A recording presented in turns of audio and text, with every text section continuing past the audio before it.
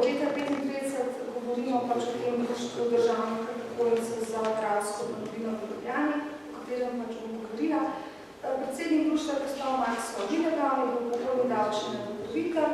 Društvo je postavil tudi član Zveze državnih nameščencev za igralsko domovino v Ljubljani, s tem glavne zveze v Beogradu. Malo številk, koliko je bilo članov, koliko je bilo sploh upokojencev v igralski domovini.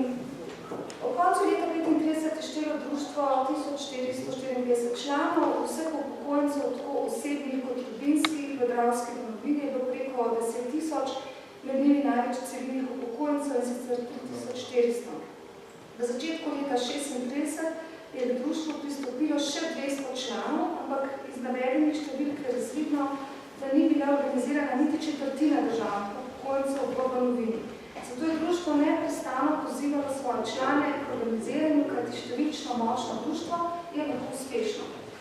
V letu 1937 je društvo štelo blizu 3000 članov, organiziranega zdaj že skoraj tretjina vseh državnih upokojencev, se pravi so bili pozivi k članstvu uspešni.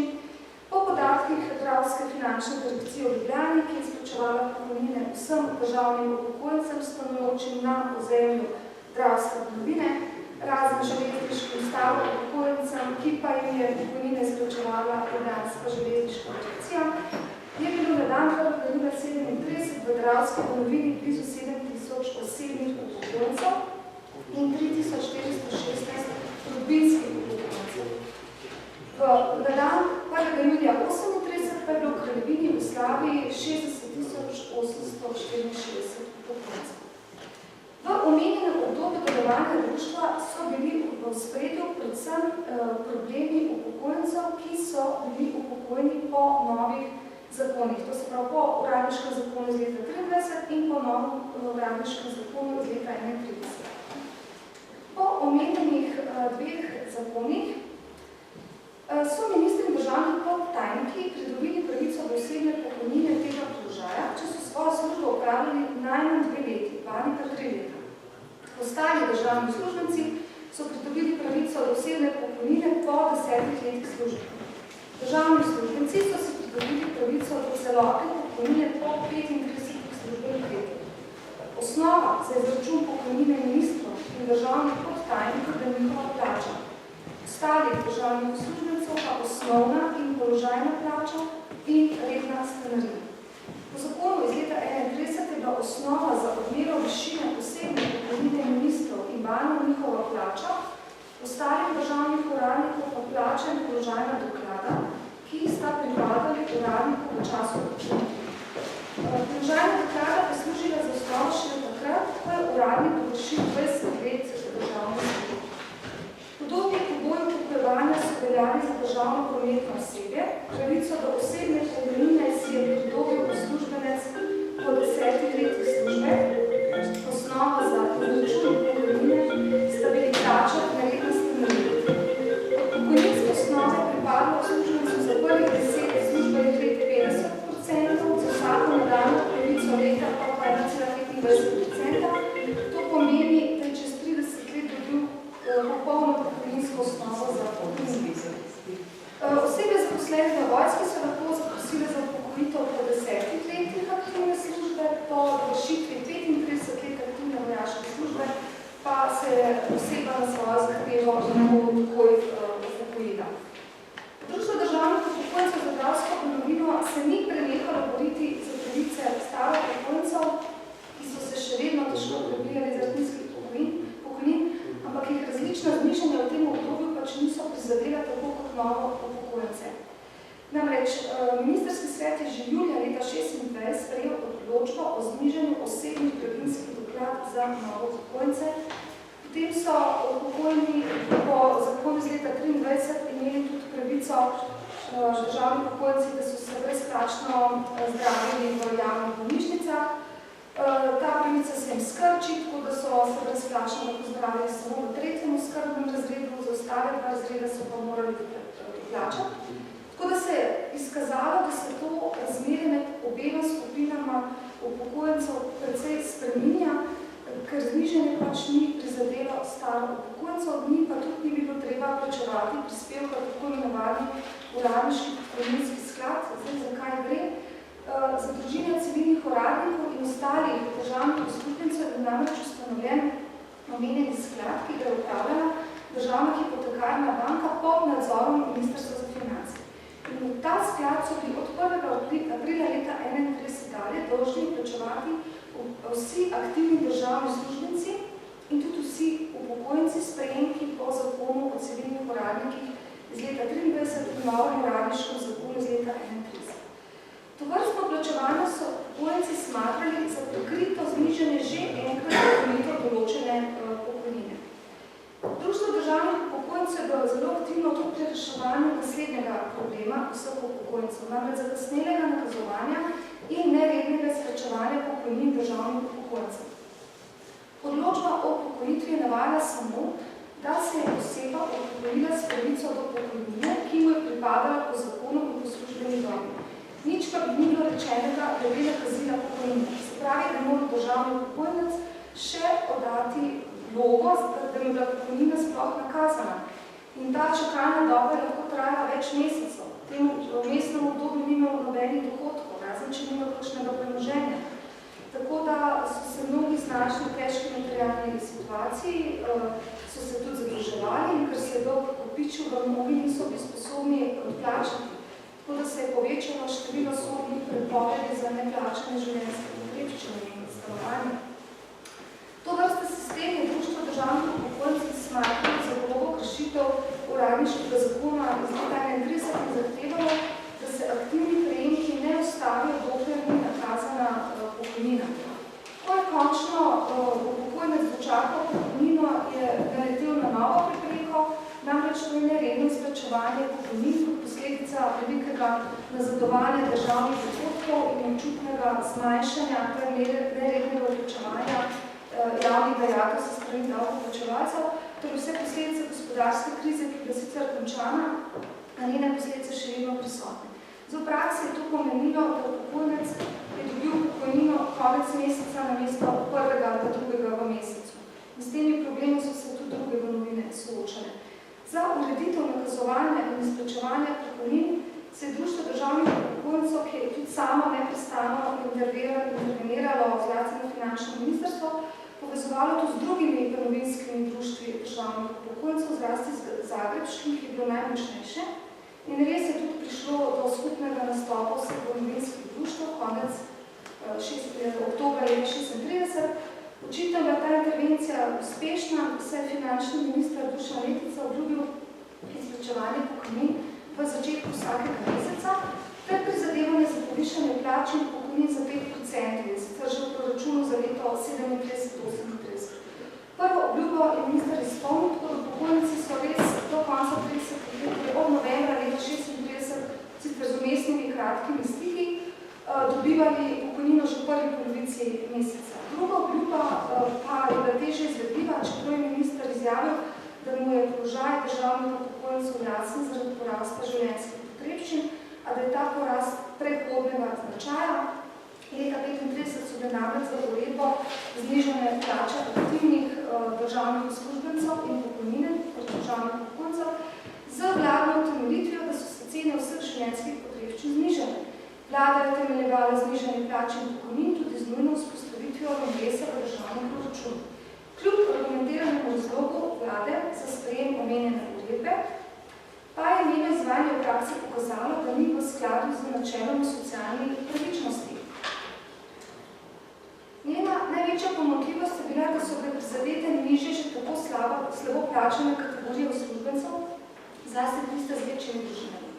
Številne družine naj bi znižanje prizadelo tudi do 40% ali več. Tukaj navajam primer nekega aktivnega državnega uradnika, ki je pripadal 10. uradniškemu razredu, bil je poročen, imel je 2 otroka in po uredbi iz leta 1935 se je pač ta družinski dohodek znižal na vsoto 1685 dinarjev. Zdaj, jaz povedati nisem dobila eksistenčnega minimuma za državne uradnike in upokojence, tako da sem se potem kar poslužila podatkov za eksistenčni minimum za 4-člansko delovsko družino, podatke navaja Stanovanjska strokovna zveza. Ta je znašal leta 35 637 2036 pa 1722 denarjev. Tako da ta prvi aktivni državni uradnik že v letu 36 dela minimumno v bistvu ni dosegal glede na dohodke. Zdaj, podobno znižanje v letu 35 je prizadelo upokojence, v belih samo se navaja, da je bilo to znižanje bolj omiljeno. Nisem zasledila podatkov, ki bi pokazali vpliv znižanja na višino pokojnin, ampak le rekla podatke, ki ponazarjajo višino znižanja doklad po uredbi iz leta 35. Tukaj navajam dva primera, torej dveh uradnikov, ki sta bila prva dva sta bila upokojena po zakonu iz leta 23. Če upoštevam zakon, gre za prvega uradnika druge kategorije prve stopnje, ki je sodil v tretji draginjski razred. Drugi uradnik je pa tretje kategorije prve stopnje drugi draginjski razred. Zdaj, omenjena primera kažeta na nesorazmerno znižanje doklad. Upokojencu, ki je prejemal nižjo doklado, se je ta po uredbi iz leta 35 občutno znižalo v primerjavi z upokojencem, ki je prejemal višjo doklado.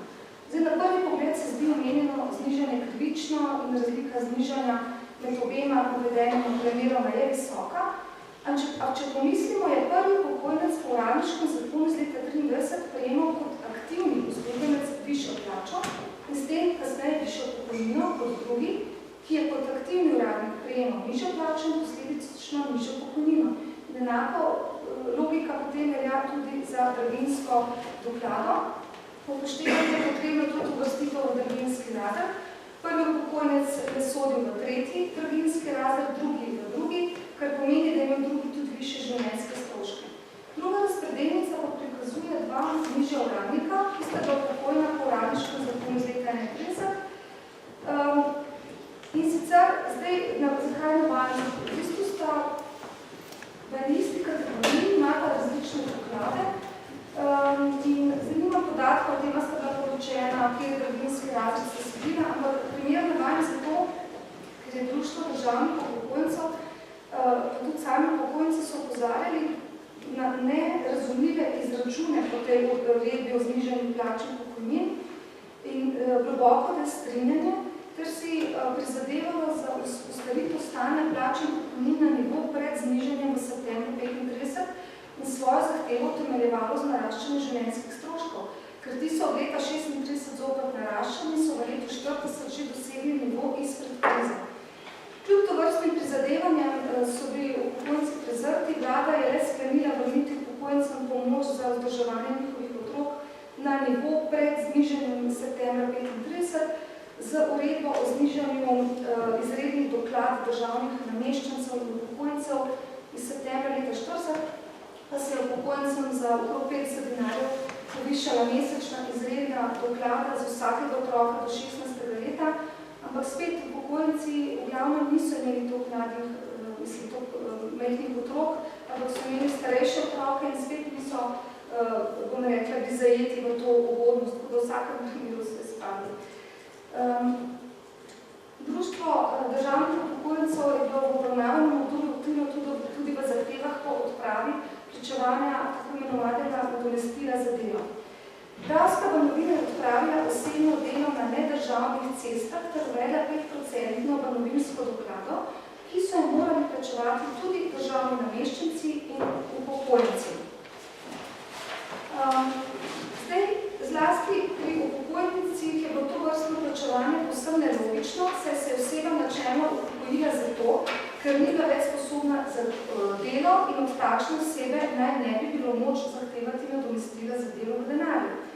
In to vrstno plačevanje je bilo za upokojence finančno obremenitev. Društvo državnih upokojencev je zelo interveniralo zlasti na gradbeno ministrstvo in zahtevalo spremembo novele zakonov o samoupravnih cestah, ampak to ni bilo uspešno. Je bilo uspešno pri dosegi popusta za vožnje po železnici za državne upokojence. Zanimivo je tudi to, da je Društvo državnih upokojencev zelo dobro sodelovalo z drugimi banovinskimi društvi, se pozvezovalo, nikakor pa ni mogli najti skupnega jezika z Mariborskim društvom državnih upokojencev, ki je vztrajala na samostojnosti, čeprav pa že druga banovinska društva sploh niso več smatrala kot narodajnega faktorja, ampak samo kot neko lokalno društvo. No, konec 30 let potem res pride do združitve z ljubljanskim društvom in se zdi, da to društvo deluje pa združeno društvo naprej v isti smer kot do zdaj.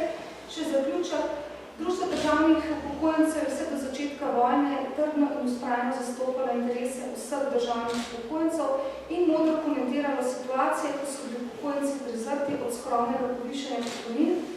Svojim članom je vlivalo upanje in vero v boljše čase, čeprav se je hkrati zavedalo, da je verjetnost omenjenega minimalna. Vse skozi je pozivalo državne upokojence naj se članijo društvo, se v slogi moč. V zavedanju slednjega se je intenzivno povezovalo tudi z drugimi društvi državnih upokojencev izven Dravske domovine in skupaj z njimi nastopalo pri nekdanjih ministrstvih.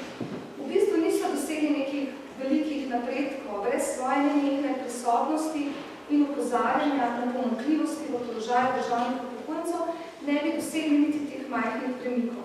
Mesečne skrčevanje plač se je v javnem uredilo, dosežene so bile ugodnosti pri vožnji na železnici, položaj staro upokojencev se sicer ni izenačil z državnimi upokojenci, ki so bili upokojeni po novih zakonih, a tudi njihovi prejemki se niso znižali, a tudi nebistveno povišali.